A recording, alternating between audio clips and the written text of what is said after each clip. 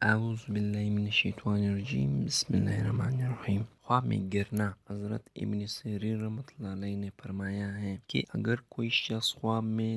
دیکھے کہ منہ بل گرا ہے تو پریشانی کی دلیل ہے، خاص کر اگر وہ جنگ اور خصامت میں ہے، اور اگر دیکھے کہ کسی جگہ سے نیچے گرا ہے، مثلا پہاڑ یا بالاخانہ یا دیوار سے، تو اس امر کی دلیل ہے کہ اس کی آرزو اور مرادیں پوری نہ ہوگی۔ حضرت کرامی رحمۃ اللہ علیہ نے فرمایا ہے کہ اگر کوئی خواب میں دیکھے کہ کسی جگہ سے نیچے گرا ہے تو دلیل ہے کہ امیدیں پوری نہ ہوگی، اور اگر پہاڑ سے نیچے گرے تو دلیل ہے کہ گرنے کے مطابق بدحال ہوگا اور اس کی جسم کو دکھ پہنچے گا، اور اگر دیکھے کہ اس کو سخت زخم پہنچا ہے اور وہ کسی اعضاء سے خون نکلا ہے تو